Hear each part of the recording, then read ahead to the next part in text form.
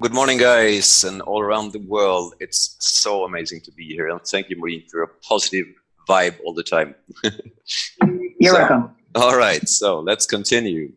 We have a bit of an IT today, but it's so close, hosted by One Life Network Caribbean. I think it's important to remind everybody that you're a small island in the Caribbean, but you're doing a great job. So it's a pleasure to be here with you today. So, IT security and privacy with me, Michael. I will give you an introduction to a couple of things. And I started out my, career, my knowledge, my university with the mechanical engineering. Stepped quite fast over the IT area, and 15, 20 years passed by, went fast. Of course, during these years, I acquired a lot of knowledge, experience, and it's great to have this with me right now. So IT security sounds like a really big corporation word. And yes, it is. It is a kind of a difficult thing sometimes. But as we're talking about the one coin and the one academy, it's becoming to be crucial to get knowledge about our own IT security. We are moving away from a central control system to empower ourselves. And for me, at this point in time, it seems like the best option ever. So it's great. However, the result of our work will also lead to larger responsibility at the individual level. So in my view, we need to be prepared and able to use technology for our needs and in a secure way. I believe that unless we have the knowledge about the transformation of technology that's coming our way and how to handle it, we might be at risk of losing our advantage. So back to this, we are building a great base for this education, our collective strive to become more aware, becoming the best possible versions of ourselves, which we mention sometimes in this One Academy calls, which I really love. When it comes to the future, we need to learn technology to be able to use our technology. This will be at various levels, but changes in the use of technology are coming, and the development will be increasing very fast. So, in the near future, what's up for us? We have to be able to use our money, financially acquire more money, manage our assets, protect our money in a secure way. With the use of technology today and with future technology, well, this will require knowledge. The world is getting smaller. You ever heard that one, right? It is true. Look at where we are today. So yes. Back to the main reason for me wanting to share this education and knowledge with you is to facilitate all of us to be empowered and able to sustain a life in this new era of money with good knowledge to be able to manage our assets securely and with confidence. So I'm going to go on now to online today, pros and cons. We have information that's never before in history been available in this degree. Look at it, you can find almost anything you want. But it requires some skill. Communication is easily done. Yeah, we all know that, right? Information is free. Yeah, it is actually almost free. Sharing moments with your loved ones, video, voice, photos. So easy these days and so nice to use. And of course, you have the marketing possibilities. It is endless and great. So what about some cons that I think is a bit disturbing sometimes? We have abundance. A really magnificent, huge abundance. Is that good or bad? Sometimes I think we confuse abundance with choice in the world today. Too many choices doesn't lead to the best choices. It can lead to confusion. Next point, we need to have knowledge, of course.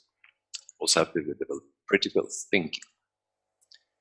You know that when you're searching the web, You can find information about anything, but you can also find 5, 6, 7, 10, 100 different views of information. So how do you know? Well, we have to train knowledge, critical thinking, and awareness, where we are, and security training, since we are using technology for basically everything we do. Target marketing. Yes, it's a great thing when you're marketing, though it is almost becoming to a point where our integrity is compromised, in my opinion. I'm working heavily in that, actually, because I think the privacy, the next point, is also translated to integrity when it comes to online. And I like to be integrity if I want to. I mean, nothing to hide, but still, if I want to, then I should be able to do it. It is quite difficult today, actually. Then here comes when we're learning like this holistic learning, and you might find this mass hypnosis. What is that? Why am I writing that one? It's kind of strange, maybe. Well, how many of us are staring at our phones 1,000 times during a day, watching and reading about others' lives on Facebook and other social media? And many persons even spend more time doing that when meeting friends than actually being with their friends. So this might lead to we are watching the life of others like a soap opera, with the same result as watching 10 or more hours TV every day. We are not here, we are not present, and in my opinion, then we are not really doing. So that's the best word for me, hypnotized. Well, how can I make this statement? You know, I'm using technology here while I'm standing here. So I don't think technology is neither good or bad. It is how we use technology that gives the result that we want, or sadly often what we think we want. Best to believe that's the truth. But hey, once again, technology used in a good way. I'm standing here talking to you with the help of technology. I'm currently standing 5,233 miles from Trinidad and Tobago and interacting with everybody around the world. That is what I call good use of technology.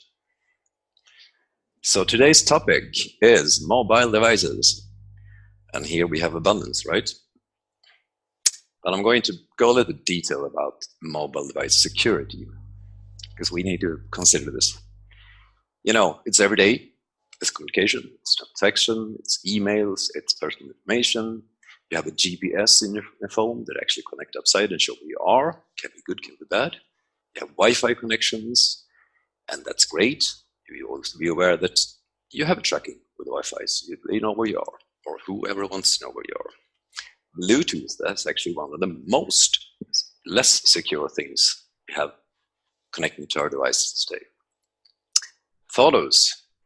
Yeah, photos is great. We also have to consider that the photos are always GPS tagged and also with your phone. So, I mean, it's not difficult for someone with a bit skill to see where to your photo and what phone you're using and who you are. And then the bottom two line, Facebook, Google. Yeah, we all know this. As I was talking about integrity, I think it's gone a bit far. All right, let's go on. Smartphone, tablets. All right, abundance. We have Android. It's highly configurable. You can fully control your privacy settings.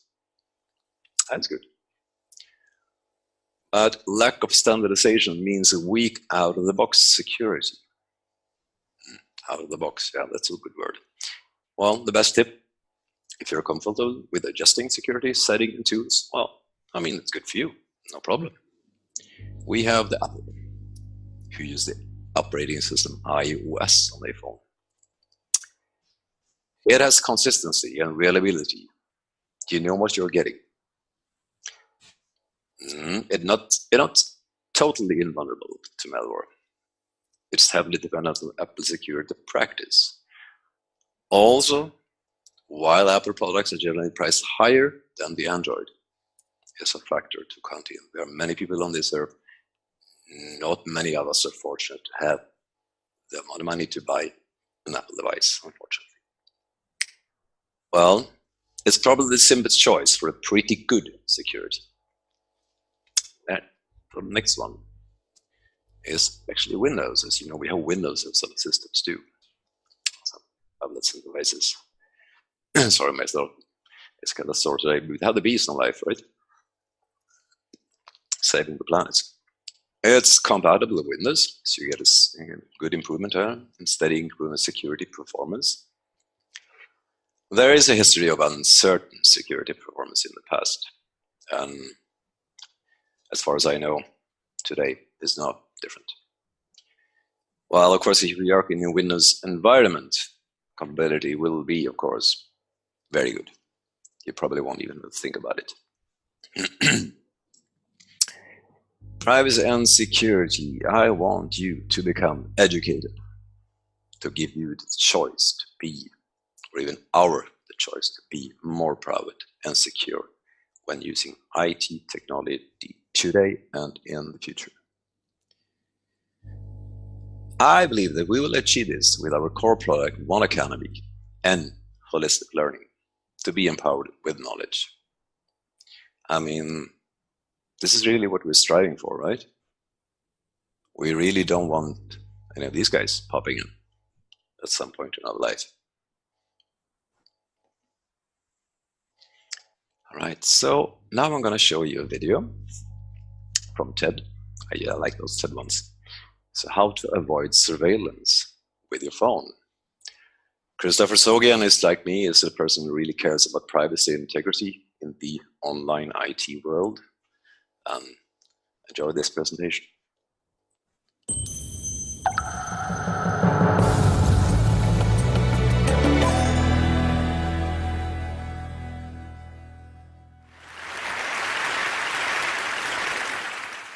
For more than 100 years, the telephone companies have provided wiretapping assistance to governments. For much of this time, this assistance was manual. Surveillance took place manually, and wires were connected by hand, calls were recorded to tape. But as in so many other industries, computing has changed everything. The telephone companies built surveillance features into the very core of their networks. I want that to sink in for a second. Our telephones and the networks that carry our calls were wired for surveillance first and foremost. So what that means is that when you're talking to your spouse, your children, a colleague, or your doctor on the telephone, someone could be listening. Now, that someone might be your own government, but it could also be another government, a foreign intelligence service, or a hacker, or a criminal, or a stalker, or any other party that breaks into the surveillance system, that hacks in to the surveillance system of the telephone companies. But while the telephone companies have built surveillance as a priority, Silicon Valley companies have not. And increasingly, over the last couple of years, Silicon Valley companies have built strong encryption technology into their communications products that makes surveillance extremely difficult. For example, many of you might have an iPhone, and if you use an iPhone to send a text message to other people who have an iPhone, those text messages cannot easily be wiretapped. And in fact, according to Apple, they're not able to even see the text messages themselves. Likewise, if you use FaceTime to make an audio call or a video call with one of your friends or loved ones, that too cannot be easily wiretapped. And it's not just Apple. WhatsApp, which is now owned by Facebook and used by hundreds of millions of people around the world, also has built strong encryption technology into its product, which means that people in the global south can easily communicate without their governments, often authoritarian, wiretapping their text messages. So, after 100 years of being able to listen to any telephone call, anytime, anywhere, you might imagine that government officials are not very happy. And in fact, that's what's happening. Government officials are extremely mad, and they're not mad because these encryption tools are now available. What upsets them the most is that the tech companies have built encryption features into their products and turn them on by default.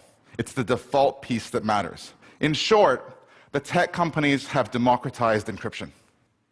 And so government officials like British Prime Minister David Cameron, they believe that all communications, emails, texts, voice calls, all of these should be available to governments.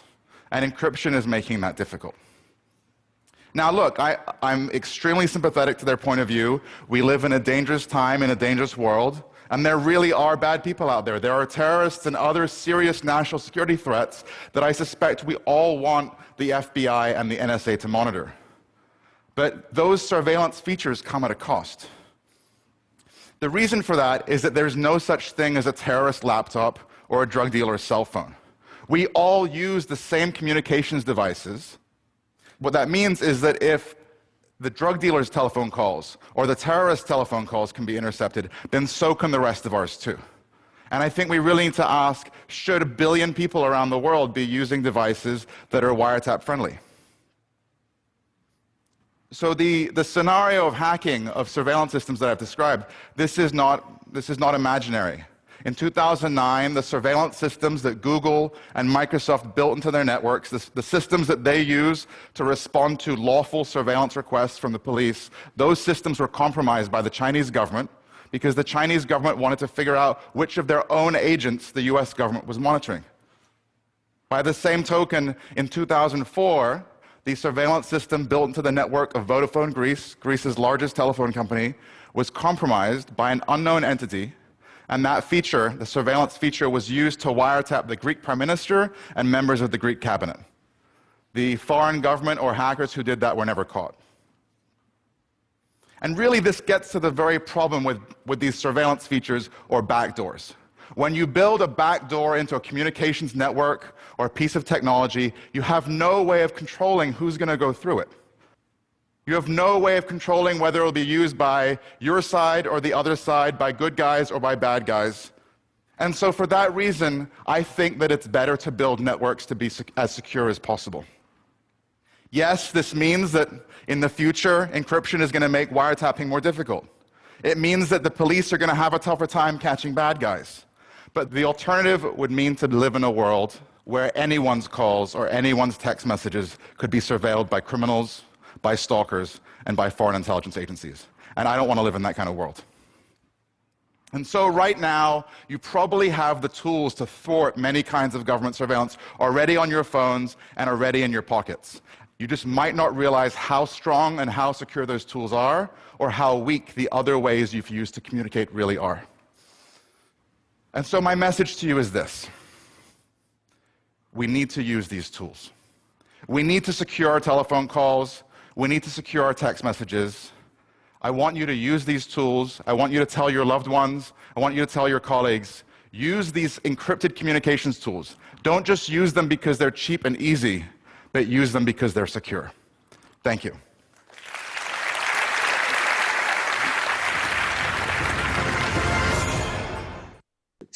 This was in 2015. We are 4 years ahead of that now. It kind of makes you think a little bit.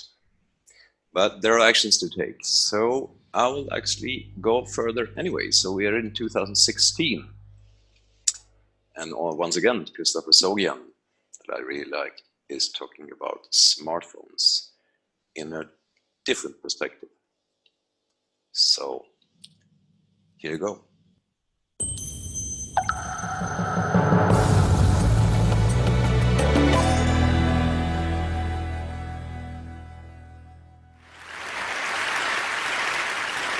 In the spring of 2016, a legal battle between Apple and the Federal Bureau of Investigation captured the world's attention. Apple has built security features into its mobile products which protect data on its devices from everyone but the owner. That means that criminals, hackers, and yes, even governments are all locked out. For Apple's customers, this is a great thing, but governments are not so happy. You see, Apple has made a conscious decision to get out of the surveillance business. Apple has tried to make surveillance as difficult as possible for governments and any other actors. So there are really two smartphone operating systems in the global smartphone market, iOS and Android. iOS is made by Apple, Android is made by Google. So Apple has spent a lot of time and money to make sure that its products are as secure as possible. Apple encrypts all data stored on iPhones by default, and text messages sent from one Apple customer to another Apple customer are encrypted by default without the user having to take any actions. What this means is that if the police sees an iPhone and it has a password, they'll have a difficult time getting any data off of it if they can do it at all. In contrast, the security of Android just really isn't as good. Android phones, or at least most of the Android phones that have been sold to consumers, do not encrypt data stored on the device by default, and the built-in text messaging app in Android does not use encryption. So if the police sees an Android phone, chances are they'll be able to get all the data that they want off of that device.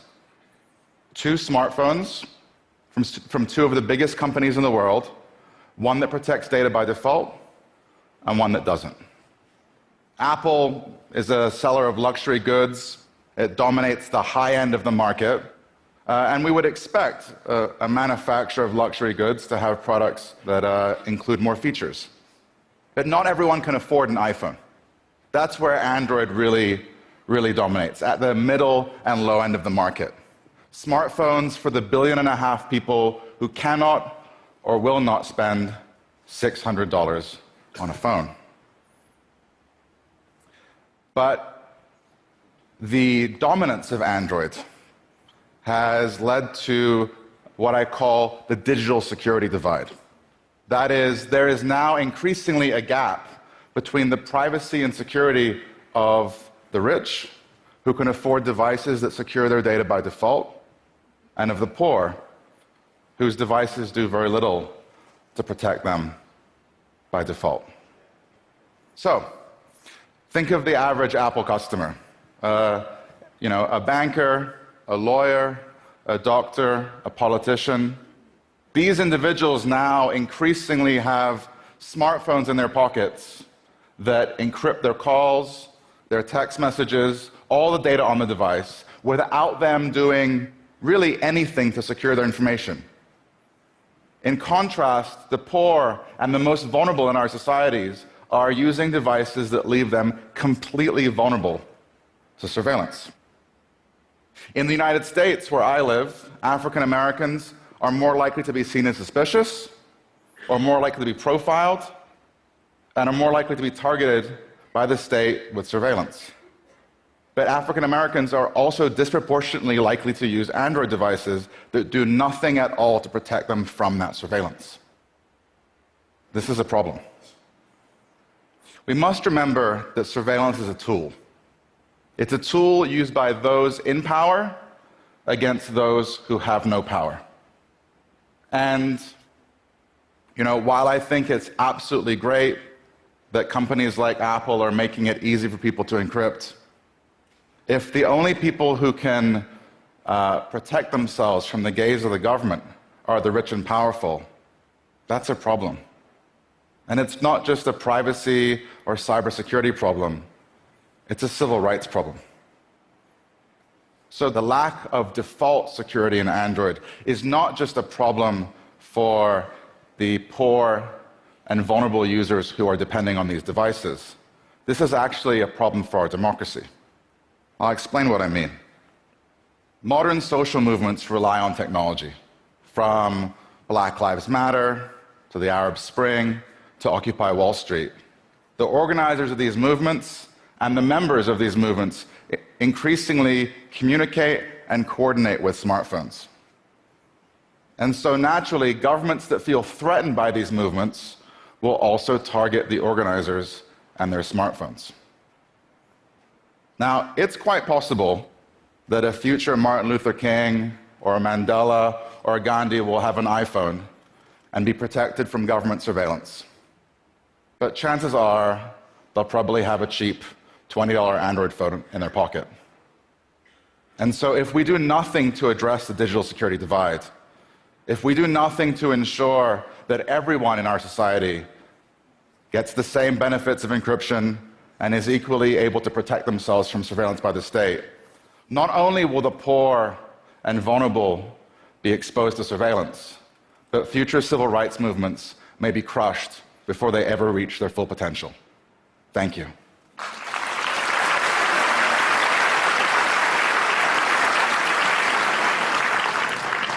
So, Chris, thank you so much. I have a question for you. We saw recently in the press that Mark Zuckerberg from Facebook covers over his camera and does something with his headphone mic jack. So I wanted to ask you a personal question, which is, do you do that? And then on behalf of everyone here, and particularly myself, should we be doing that? Should we be covering these things? So putting a sticker, or actually like Band-Aids, because you can remove them and put them back on whenever you want to make a call or a Skype call, putting a sticker over your webcam is probably the best thing that you can do for your privacy in terms of bang for buck.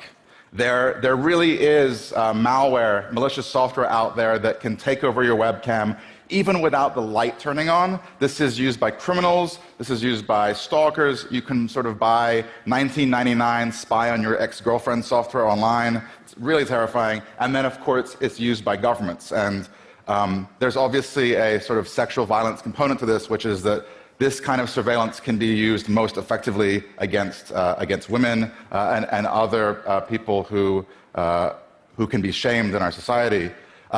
Even if you think you have nothing to hide, at the very least, if you have children, teenagers in your lives, make sure that you put a sticker on their camera and protect them. Wow, thank you so much. Thank you. Thanks, Chris.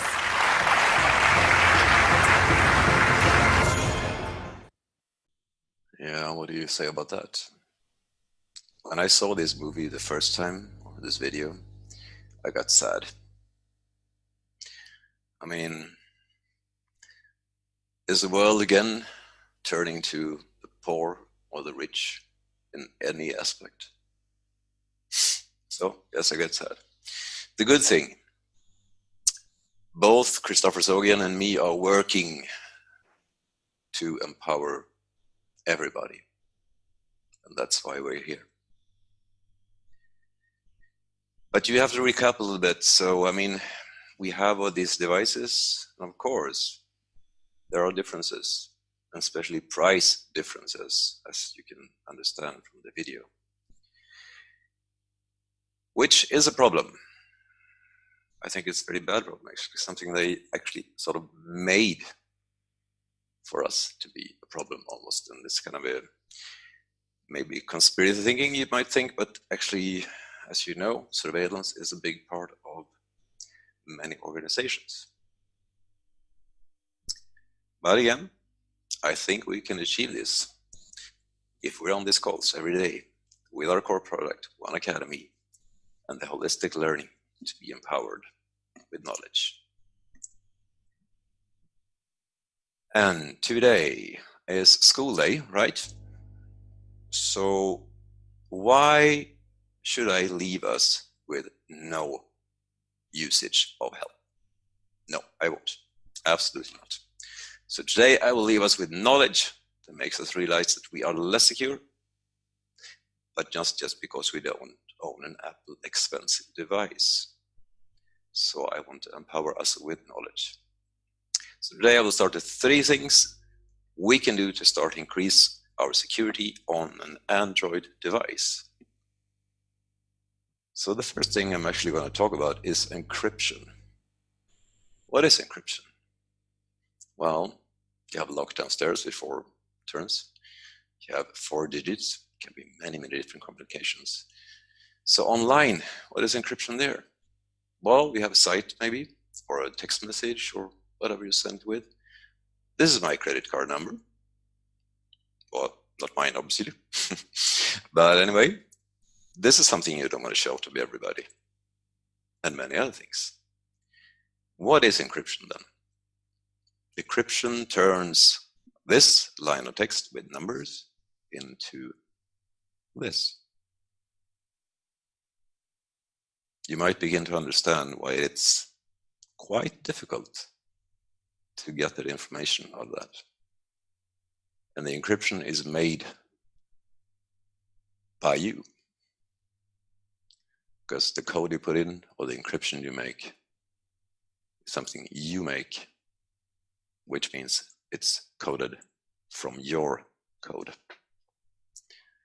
I'm going to drop a point here also. the lock on the web browsers, the HTTPS. Most browsers will alert you of this, especially on a Mac, because that's the way you can see that the website is really secure. The information sent to and from the website is encrypted in a better way, which means we are a bit more protected. And yeah, that's good. So I want to teach. What can we do with an Android device? I will start with Android because I know many people own Androids, me including. We have 3 different choices. We have setting passcode, password pattern to prevent unwanted access to an Outlook screen time. We have encryption, prevent access to our data in case of theft or confiscated by a third party, sorry for that. And of course, general advice, which can be a hassle, but keep your OS updated. Choose outlooking. Remember to get help to keep your devices in a good shape when it comes to security and privacy. That's my key. So now we're really going to learn this. So what to do? PIN code, password, lock pattern. You can also go back to this, as you know, on OLN Caribbean page. So maybe it's going too fast, but you have a way to look back. I'm going to show you now on an Android phone. It might look a bit different. You know, we have millions of different Android devices. But as you can see on the screen, this is Samsung. We have a wheel up there with the settings, and then we have the settings below as a choice. And we go into security. And then screen lock. What is that? Do you know? I mean, an Apple requires you to put it in. You can choose to take it away. And Android is usually set with some sort of protection screen lock, but maybe it's been compromised or someone else has, you know, just use your phone for any hazard or doing anything malicious. Just, yeah, it's fun using it, and maybe they disable this. And that is not very good. So you have swipe, pattern, PIN, and password. And if you know what this is, then you know that this is what happens when you put your device down and you don't use it for an amount of time. You can set the time yourself, like 5 minutes or 1 minute. It will automatically lock itself, and you have to use one of these 4 that you have set to get into your device. Password is, of course, the strongest. It also requires more work, so usability might be less in that case. But that's the most encrypted and best way on an Android phone today. So we will continue with display sleep time again, like I told you. So go into settings, display, sleep, how much time? Quite important, I think. I mean, it's easy to leave your device, even you forget it on a restaurant someday. Or, you know, maybe someone just picks it up and having fun with it. And of course, it's great. They're kind of fun, play with it. But there might be some things that you don't want that person to see. So this is the screen we should end up with. There you have the pattern solution. It's like you have to draw a pattern between these lines to access your device, your Android device. So going further, now we're coming to the encryption part. So how do you enable encryption on an Android device? Well, before you get to do this, you have to think about some things, of course. It will take quite a long time to encrypt a device. And it might slow it down a little bit. I mean, if you have a really old Android phone or old Android device, potentially it could be slightly slower. The battery has to be at least 80%. But I mean, the next point makes it quite obvious. You must be connected to chargers to the entire process. And why is that? I mean, imagine a process going on where you're doing your numbers and your PIN codes and stuff and your MasterCard to encryption. and the power breaks. That will be no fun for anyone, because you will never get it back. So there are a couple of different pictures here, quite many. So once again, I encourage you to go on the Olin Caribbean Facebook page and see this afterwards. Once again, we go into settings and we find security as before. And we have a choice, encrypt phone. And there's a text message that you would get on most devices, telling you what encryption is, what you can expect, how long it's going to take. I mean, it's say an hour or more, and yes, it's going to take some time, absolutely. But when you are done, the little fellow on the screen might be quite happy, and you too. So why not do it? Right, so continue. And this is my final line. What is IT security? Protect information from unauthorized access. Unauthorized is a strange word. Unauthorized, sorry. Who is authorized? Well, think about that for a moment. Back to the main thing. What is the most crucial factor for all IT security in the world? Not talking about just you or me. Everywhere. You. Combined with your knowledge. So if there's anything you want to go for in this world right now, it's knowledge. As Larry Pereira, Mr. Iguana Academy Guru, talked about wealth and knowledge, and especially what we are working on, building a new financial system. The knowledge is crucial. Knowledge is what makes you succeed. Knowledge is what makes you stay safe, stay up, have a good life. Yeah. For me, learning is like eating. If I don't eat every day, I get quite sick. So knowledge is food. Food for you, investing in you. And as Larry spoke yesterday, I'm also a proud member, an IMA of the One Life. You can also reach me on this mail downstairs. My knowledge of technology combined with my financial knowledge in this new era of money makes this opportunity very interesting for us. So I'm available for you to contact me if you want to know more about the possibilities with Financial Academy in the One Life network, an extension, the using of the technology for our safety and security and privacy.